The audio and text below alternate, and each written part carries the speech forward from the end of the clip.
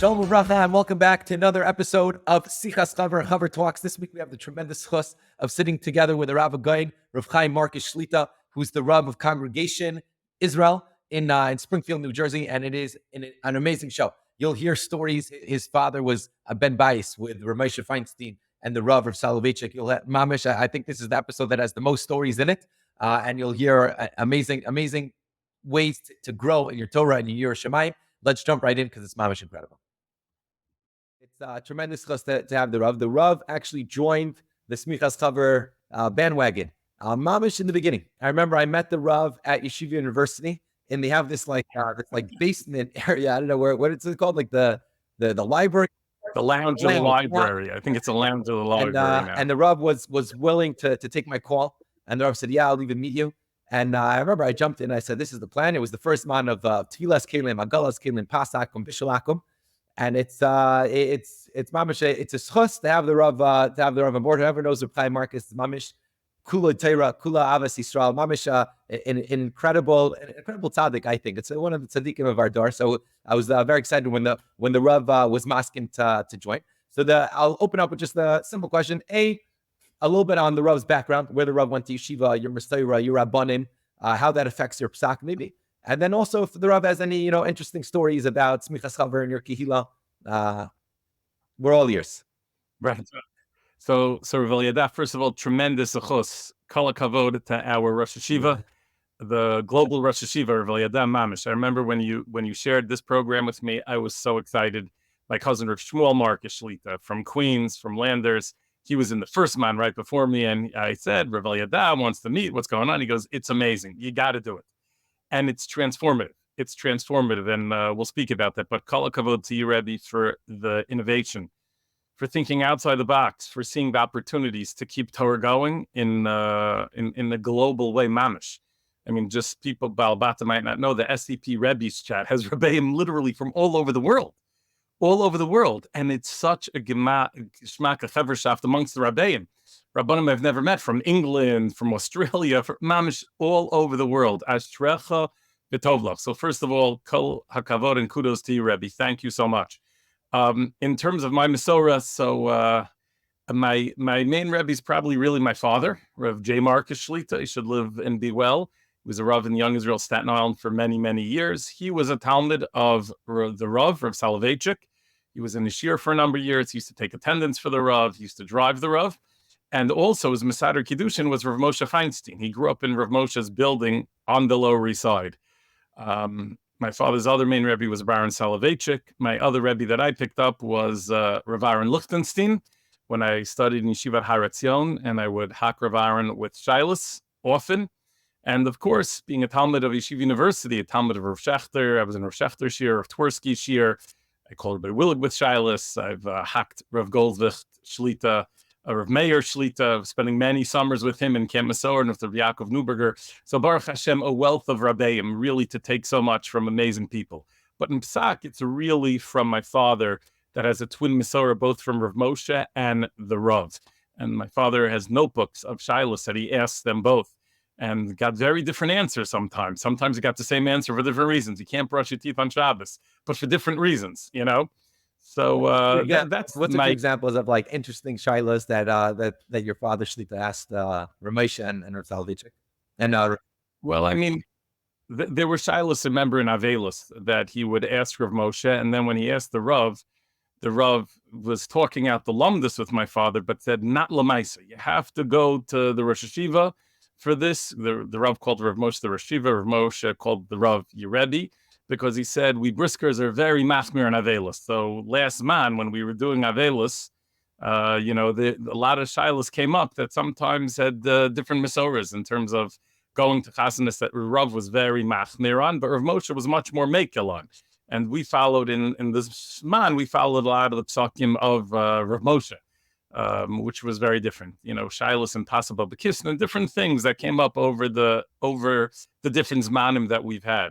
And I think that that's always been a great springboard of SAP, because Rebbe, you prepare amazing makoros, and the Rabbeim, we have these makoros and we go through them with the mahalach that you present us, but I'm sure each Rebbe brings a little bit of their own tastes to a little bit of their own Mesorah. I know in pssak Babakistan, that was a big hack. That was 2 summers ago, and together Rav Shalom Rosner of Aryeh Leibowitz, so I'm together with them in Camp Kaylee in the summer. I had 3 weeks off from Zman. We're starting back up tonight, Wednesday, day after Shavasa B'Tammuz. We were hacking a lot about pssak Babakistan, and we saw things a little bit differently from our different Mesorahs, but it could be Eretz Yisrael, America, fundamentally different ways of seeing pssak Babakistan. But that's in terms of the global, pssak, where I generally get it from. But I'll tell you with SCP a few things. First of all, I know there's a no Zoom rule now for SCP, which I'm all in on.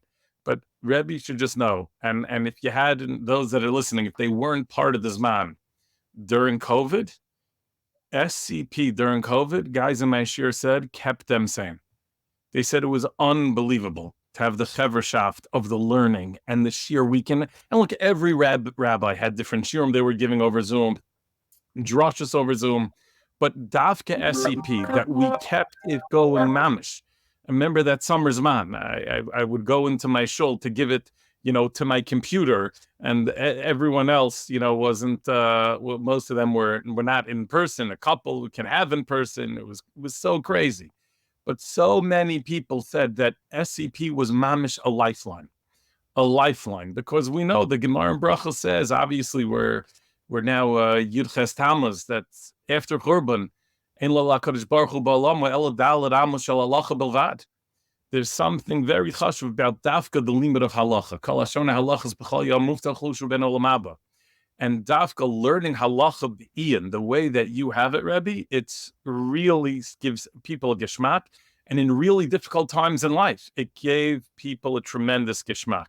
I know that the bechinas also give a geshmak in a different kind of way. I once had a balabas, the first man, way back when, how many years ago was it? 6 years ago that we did Agalas Kalim, Tfilas Kalim. It was a long time ago. I remember at a balabas say, Rabbi, you're pushing us to take this test. I haven't taken a test in Limudei Kodesh since 10th grade.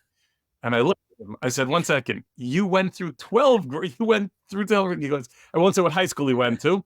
He said, Rabbi, I will repeat, I haven't taken a test in Limudei Kodesh. And this guy is a very accomplished doctor with very, very chashuv in his professional world. And he said, I can't believe I'm taking a test in Torah again. I haven't in like decades and decades. And he gets such a geshmak from it. He takes it every zman, and he has passed every zman, normally towards the highest grades in the class. Takes it so seriously. But it's like a SCP Chaver in the shul that everyone's walking around with their notes on Shabbos. And the weeks before the bechinas, they're like chaburas, chazara chaburas. Guys have chavrusas in chazering over SCP. It's really tremendous. But I will say that one of the early zmanim, there's a ger tzedek in my shul who comes from a very, very interesting background, a fascinating background. I don't want to divulge too much, even though he shared publicly some of his stories, having been in jail and different things. And I remember every year he would throw a tish for his birthday on a Friday night around his birthday. And this man, the first man of SCP that he took, and he passed the bechina with someone helping him a lot, because Hebrew is very, very hard for him. And he spoke about his whole journey, where he was from, and he said, and this is one of the most proudest things that I have in my life. And he held up his star from SCP that showed that he passed. He said, and he started crying. He said, I can't tell you what this means to me. And so it's tremendous Kiddush Shem Shamayim, SCP, in terms of the hashpah it has on the guys. And as Rebbe always says, and those that are doing it, the hashpah on the family, the questions. I know my little daughter loves the cartoons. She loves the comics. People start SCP, they're like, what's the deal with the comics? I'm like, if you have little kids, you understand what the deal is with the comics. And it's great. And the questions, and really, it's just such a tremendous, tremendous limud.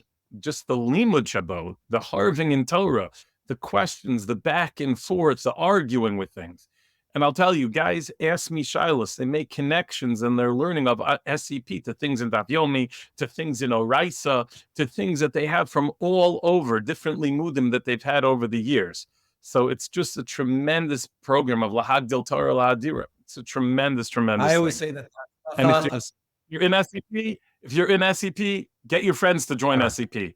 That's what I say. You got to get your friends to join SCP. I say that the Hatzlach of Semichas Chaver is because of the incredible Rabbanim who give it, and the Rav for sure. It's Amish. It's Pasha to me. I always say that the Rabbanim get 98%, and I'll take 2% of the just putting the notes together. But it's really the Rabbanim. We're there every week, giving it, getting the guys excited, getting them, pushing them to take the Bechina. That's really what makes the big difference. And it's the Rav mentioned before that Ein LaKadosh Baruch Hu Ela B'Olam Adal Amash Halach, and it's what keeps people saying. I see it now in Eretz Yisrael with the war. We have in my Chabur in Yerushalayim, big tzaddik of Yid, Novi Rosenberg. He was in Gaza for like 6 weeks, 7 weeks. What does he call me up before I go into Gaza? What do I need? Well, they're taking away in the beginning. They took away their phones and everything. Get me an MP3 player that I have recordings of the shiurim, even a previous man and whatever it is. And he said, when I came out, he said, I knew every night or whatever it is. He says there are explosions, bombs going off in the background. I put it on, I lie down, and I know, now I'm being mekasher myself to HaKadosh Baruch Hu, to the Messiah of Am Yisrael. And it's mamish, it's oxygen. People don't realize that Limud Torah, it goes straight to the soul. And when you're learning like real, authentic Torah, it's refreshing. It's one of the most refreshing things that you can do, is to really get engaged in halachos. So it's COVID also, but also now during the war, I can say a lot of people. And there was another soldier, my shir, also Ami. He said that when he was in Miluim, right when the war started, he said I was in an area that I had cell phone reception, and I was able to get the questions and the answers and the recordings, and that's what I would listen to. I knew I had a bechina. Right? People don't realize that the bechina, it's not a bad thing. People are scared. Tests, right? Like what the Rav is saying, it's a mechayev to get the guys to chazer and to learn or to steig, and it's really really an incredible thing. But the amazing thing I think about SCP, which is the tremendous tradition, is that guys years removed from yeshiva, again, I have Balabatim, I told you, decades removed from yeshiva high school, never had any formal learning after that. They're learning be'iyah. They're learning real be'iyah. I mean, the Zman on the Hilchos Nida, I don't know anyone from Y Smicha is listening to this, but it was harder than my Y Smicha Nida Bechinas. I got to be honest. And the limud was more involved. It was unbelievable. It was tremendous. And I often told guys, like, you're taking Bechinas on levels that mamish, this is really Smicha level stuff, some of this stuff that you're doing here. And for people to learn Be'iyun, because as the Eglei Kal in his famous Hakdama, the Sachet Chaver points out, to learn in a way that gives you a geschmack. And when people learn Shitchius, when they learn very superficial, it remains superficial. But when you learn something Be'iyun, and as I tell them, being Osik B'Torah means that when the shir is done, you're still thinking about it. That's what it means to be Osik B'Torah. It's not just you're in the shir, you shut it off and you leave. And these guys are continuing to think about it.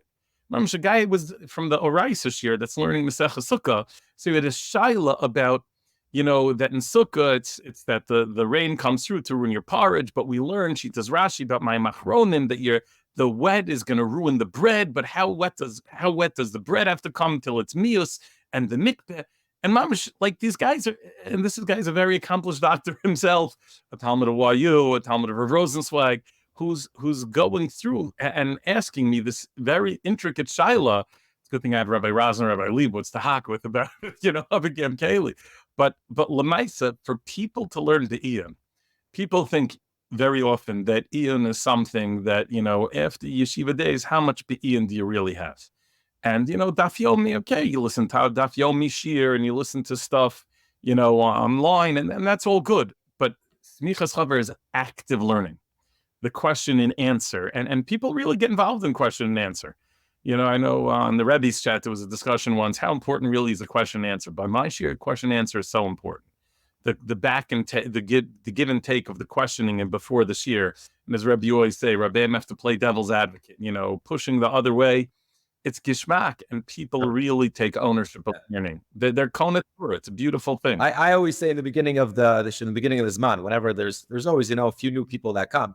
So I say, Thabra, I'm going to be asking you a few questions. Just be warned, whatever you say, I promise you, I'm going to say the opposite. I'm here in the next 5 to 10 minutes. My goal is to fight with every single one of you.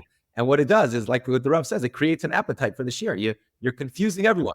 There was one person in the shir in Yerushalayim. He told me that he said he's like a smart individual, went to like Ivy League colleges, and he said I came in, I didn't know I had no yeshiva background, no halacha background, And I was nervous when people told me about Semichas Chaver. I was nervous to come. I would be sitting with guys that like learning their whole life. He said, and you know what gave me like menucha, like this is for me? He said, when the question started and you started asking like very basic questions, and then people are answering and you're giving them pushback, and suddenly they're all confused. I was like, these guys know it just as well as I know. And no one knows anything. And that's the goal. The goal is to confuse everyone, and then you become a kibble to be able to learn and to really jump into the material. Does the Rav mentioned before that you have that the Rav's father lived in Rav Moshe's building? Are there any stories that your father Shlita told you about that experience, what it was like being mamish, like the Meshitas Gedolim Yisrael, or even with the Rav? Any one of he was the Rav's secretary, drove him. Any like fascinating stories about that? So I'll tell you, my father would often say about both of them that, the Rav and Shir, he said, was frightening. The Rav and Shir was frightening. My father used to take attendance for the Rav, and famously, he would say that people would come up to him and say to him, Jay, mark me absent, because the Rav famously one time looking at, would look at the names who was there and call a name and ask them to read or call on them to answer something. And if you didn't know, you'd get destroyed by the Rav. So my father would, people come, Jay, mark me absent. One time the Rav got very upset at my father. He said, I don't understand how this can be when, I have a shir full of boys, but yet according to the list, the only ones that here are Miller, of David Miller, Shlita, and Willing. How could that be? But my father said that the Rav, when you had him in the car, was very, very, reflective and much, much softer. My father told times that we would drive him. My father, when he first was married, lived in Wavecrest Bayswater near Far Rockaway, and there was a snowstorm. He had to bring the Rav back to his house, and my brother Ari was my brother Rav Ari now, Chaber Svarim, was a little child, was like playing blocks with the Rav. Like the Rav would, wanted to play with this little boy to play blocks. But he said, the Rav was very, very self-reflective and very, very strong in certain areas. Like when he said Avelis. He wouldn't talk about the Avelis, but we have Piskei Halacha during the 3 weeks, about shaving on Erev Shabbos. My father was very makbid growing up that during Sfira and during the 3 weeks, we shaved Erev Shabbos. My father said, this is the Mesorah that I have. Kavod Shabbos trumps this minhag. And so this is something that my one of my sons, more yeshivish, he doesn't do that. But one of my other sons went to YU, he still does that. He'll shave, he'll cover Erev Shabbos. It's a pssak that we have in our kehillah. But my father would often tell about Rav Moshe, stories about Rav Moshe's sensitivity to human beings. A story that my father saw with his own eyes, walking Rav Moshe home from shul, from MTJ Shabbos morning, and he said how old Russian women would come up to wish Rav Moshe good Shabbos and would stick out their hand to Rav Moshe. And Rav Moshe would stick his hand back and shake their hands good Shabbos. Really? Again, get in trouble. You might get in trouble, Rebbe, for having this on the book. My father said, I saw the sensitivity of Rav Moshe, how he would deal with people, and how, one time my father was, had my mother in the car, and my mother was in the back. My father was taking Rav Moshe somewhere, and he said, no, she has to go in my front. And my father said, no, Rebbe, the front is for you. He wouldn't hear of it. Your wife sits next to you. I'll sit in the back. The sensitivity of these poskim, aside from their tremendous harving in Torah, tremendous havanas of Torah. Staten Island growing up, Rebbe, when we did this man of Tzei Shabbos, 50 minutes, Rav Moshe Tzei, is growing up in Staten Island. I never knew why 8 minutes we ended Shabbos later than most of my friends in other shuls. But 50 minutes Rav Moshe Tzei is what I do in my shul also, for the New York, New Jersey area. But we do have a kula on the other sides. People in Springfield know that there's the chumrah of the 50-minute seis for Tzei Shabbos, and that's Rabbeinu Tam. But on fast days, my father had a pssak from Rav Aaron Soloveitchik that my brother Rav Ari actually put in his sefer that this is like the Springfield heter. People ask me about it. Like, what? First time I was in Springfield, someone waited. The first year I was the Rav, Motzei Tom Gedalia, to see if I would actually eat. Because Rav Aaron Soloveitchik felt on fasted the Rabbanan 25-minute taste of the Vilna Gaon. So we ended the fast last night in Springfield at 8:46. A lot earlier, like a fellow visiting from pssak. FT Rav Marcus said, like, I don't understand the pssak. They're ending the fast in another 20 minutes. I said, you live in pssak. Good luck for you. You're very lucky to live there. Baruch Hashem.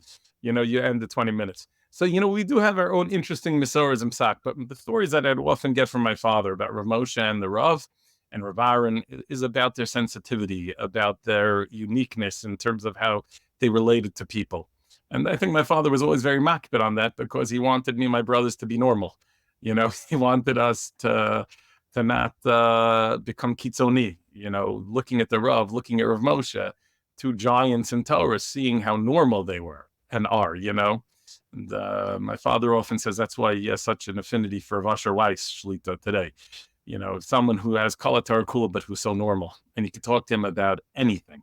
You know, and Ashrecha, Baruch Hashem, Rebbe, you have that Mesorah that you're sharing with all of us as well. It's so true. Like the Gedolim story that, like these great tzaddikim that knew Kol Torah Kula, at the end of the day, like what changed people's lives, obviously the pssak, the halacha, but it's a sensitivity that they had to every single. I grew up in my house. All we heard all day was stories of Rosh Zalman and this little tiny thing. And that's how a person perfects his midas, right? The whole point of, or one of the points of Limud Torah is to make the person a better yid. How the halachos and how it's changing the person to become a better person, a nicer person, a more caring person. That's how you know the Torah is actually affecting them. So you have with these Gedolim, mamish, an incredible. That's who they are. I quote many Reb Shlomo Zalman stories from the Rav's father, the Rav Golda Shlita. Many stories, walking the road in camp together. He shared unbelievable stories. And when he was scholar in residence in Springfield, shared personal, amazing stories. Amazing. There was one, and that's your Mesorah. Yeah, there was one story with Reb Shlomo Zalman. The Rav heard this story. There was a guy who was Shana Aleph in Israel when Reb Shlomo Zalman was still alive, and he wasn't into learning at all, B'chlal. And he was going for a run. He was running in the Shara Chesed area, and he's wearing, it's in the summer, it's like mamish hot. He's wearing his short shorts. His wife beat her, and he sees from a distance an older man, and there's like 10 yeshiva bachrim around him. She's like, that's got to be Rosh Zalman. So he gets close. He says, is that someone? Is that Rosh Zalman? He says, yeah, that's it. So he runs over with his short shorts and his wife beater, and he says, Rav, he says, I have a question. So Rosh Zalman looks at him, he sees the guy, says, what's your question? He says, Rav, eze bracha mevarchim al bezuka.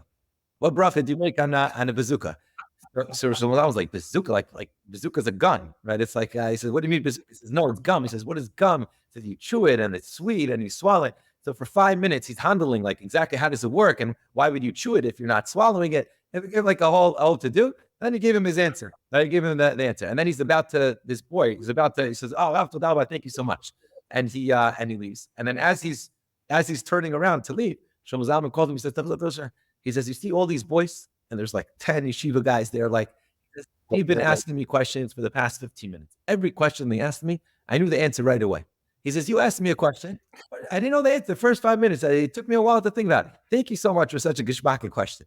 And the guy went on. He said, that moment, I made a switch in my life. He's a big Rav now in America. And he says, but that was like a defining moment. They talk about like a fork in a road in a person's life. He says, that was the moment that mamish changed my life. So it's, yeah.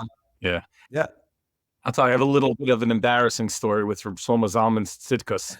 And my wife might kill me for saying it on the podcast, but when my father had a sabbatical when I was in 11th grade, and instead of going to high school, like I told my parents, I'm not learning Shakespeare in English, in Hebrew, English enough. So I would go to Shir from Rav Bareli, who was the son-in-law of Rav Neria from the Old City. I was in Chorev, and I'd go for Ian Shir, Bekias, and then I would just go walk around. I spent a lot of time in Shari Chesed, a lot of time in Rav Gusman's base medrash in Netzach. There were times it was just like me and Rav Gusman in the base medrash. But I would go to mikveh every Erev Shabbos by Shari Chesed, by Rav Shlomo Zalman's mikveh. And I remember one time, if Rabbi's ever been to that mikveh, it gets very steamy. At least back in the day. Since, but I remember the old. The older. I used to walk in, I had to take off my glasses because it got so steamy. And there were like two caged areas, like in M, that you would, people, and one time I come in, I take off my glasses, it's so steamy, and the area to the right is packed with people, and like no one's talking. And on the left side, there's just one old guy getting undressed. And I'm like, I'm going to go hang out by the old guy. So again, without my glasses on, I see he's moving very slowly, but he went to the showers before me. I figure I could get into the mikveh before him. I'll move really quick. I go into the mikveh. On the way out, he's coming in and into the mikveh as I'm leaving the mikveh.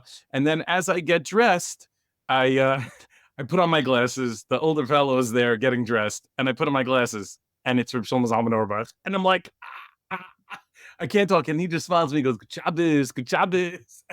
I'm like, die on the floor. Like pick me up off the floor off the Shire Chesed Mikveh. I mean, just such a person. Like, can you imagine? I mean, I don't want to say Gedolim today, if this story happening with, I mean, it's a different world. It's a different world. Ramosha, my father always says, Ramosha was of the generation. You just knock on the door and you ask him a question. You know, there was such a humility in terms of their approachability.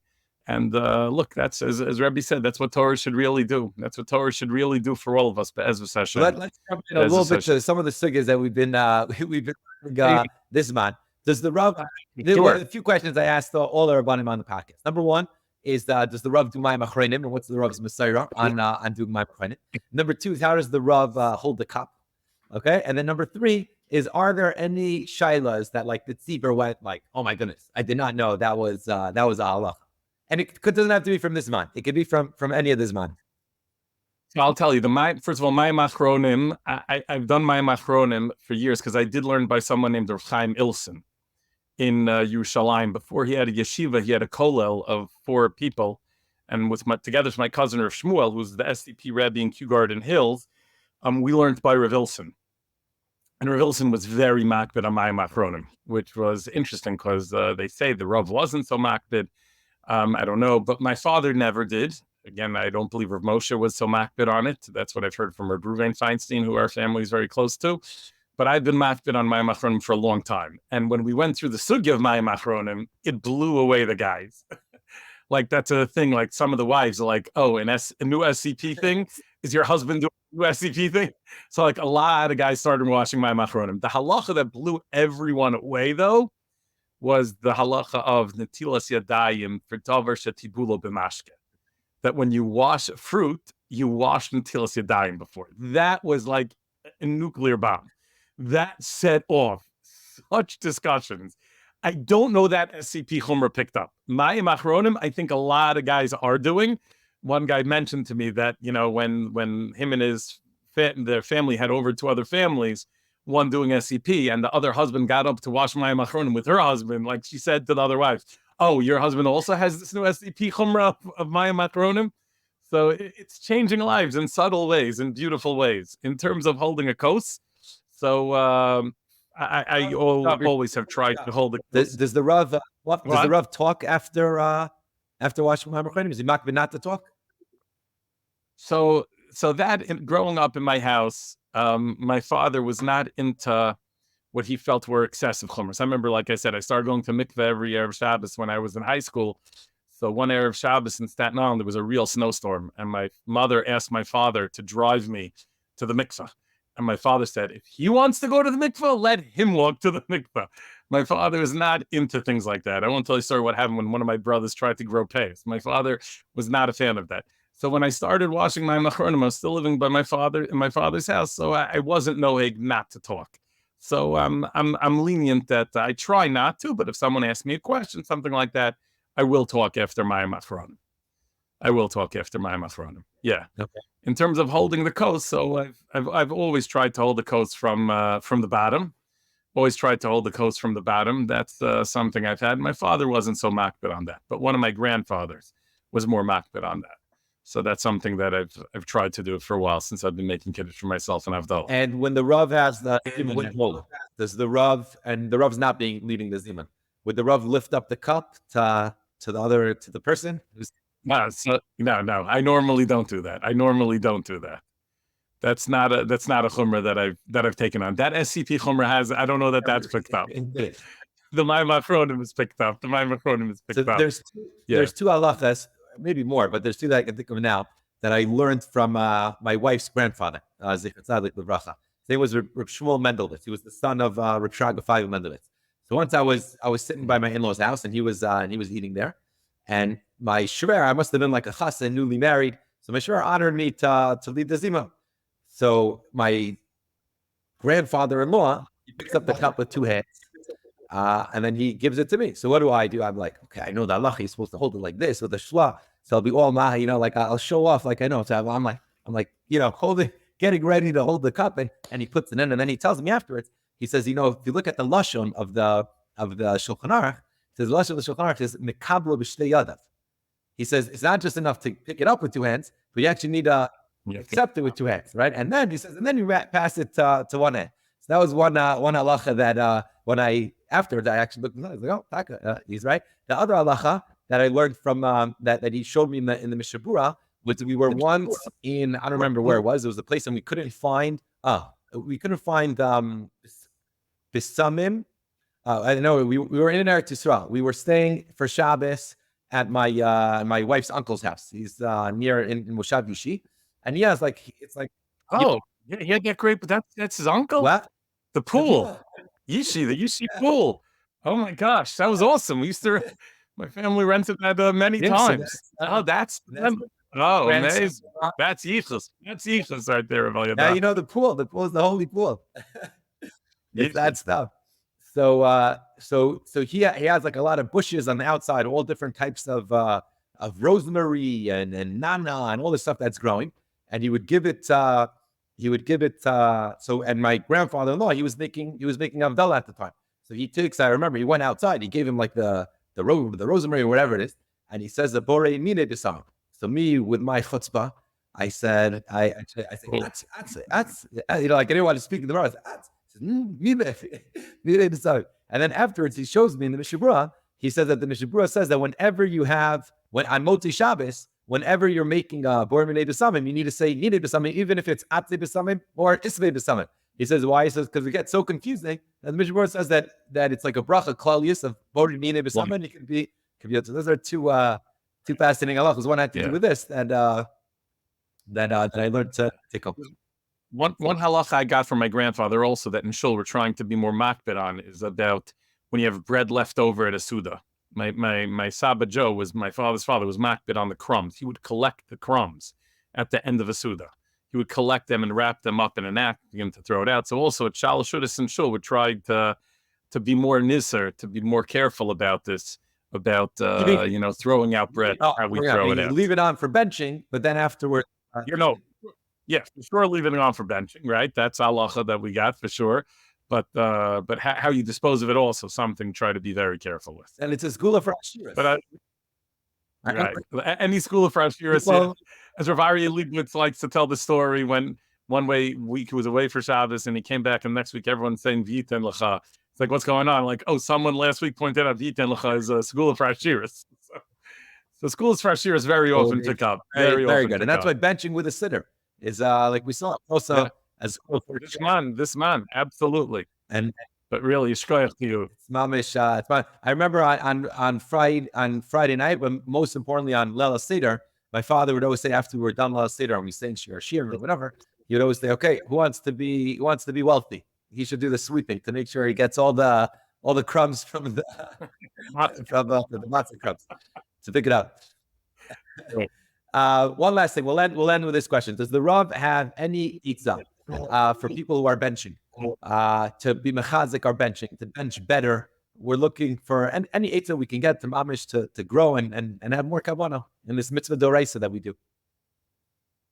So I'll tell you, I personally, one time I was in a pizza store in Brooklyn, and they had this bencher that's not word by word, but it's a bencher that has like the meaning of the bracha beforehand, and it has interspersed together with the Hebrew. It has like English prompts before each bracha and even in the middle. Rabbi, have you seen? 1 second. Actually, I think I have one of the benchers right here. One second. Yeah. So this bencher, it's an amazing bencher. If anyone wants to get the information about it, there's a number you can call, a 732 number. I don't want to give it out in a public forum, but on the bencher, it has like introductions, and interspersed in the benching itself, it explains everything that's going on. Yeah. So I got 50 benchers of that. I use it myself. My kids love using it. There are guests that come for Shabbos are like, this is amazing. I'm like, okay, I'll give you one next time. Let me know. I'll bring one to shul and you can keep it. You have to know what you're saying. I've always said this when it comes to davening, to bench also with kavana. It's not just a magical formula. You're really expressing deep hakar satov to the Eibishter. So you really have to connect with the words that you're saying. So I found that to have a bencher that you connect to. You know, they say that, I heard it, I think it was the Pnei Menachem, when the Chassidim Elena, that Ger Rebbe, I'm not sure if it was him or the Lev Simcha, one of the two Ger Rebbes, when he was nifter, and they went into his private svarim, into his private library, they found hundreds and hundreds of Siddurim. And they asked his kids, what's pshat? So many Siddurim. And they said, about once a month, he would buy a siddur, because he felt when he used the new siddur, that the newness helped his davening a little bit. So it was worth it to him every month to buy a new siddur to help him connect to the tefillah a little bit more. So I thought a bencher, believe it or not, of course, benching from a bencher, but what bencher? So I found this bencher very helpful. There's also the person that did Pathway to Prayer has a Pathway to Prayer bencher that's a little bit more intense than the bencher I shared, but that was a bencher that I used to use. I have a number of like ripped up copies of that over the years. It gets ripped up.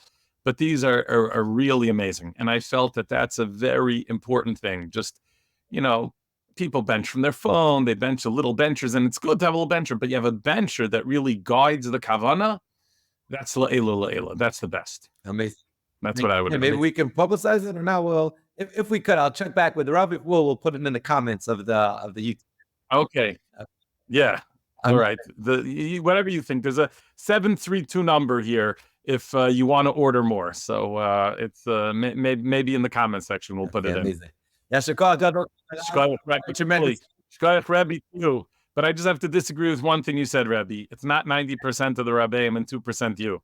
You have a much larger percent in everything going on, all this Harbatzas Torah, and everyone's listening. If you're not doing SCP yet, you got to do SCP and convince your Chaver to do it together. The Chaver Shaft is amazing. Thank you so much.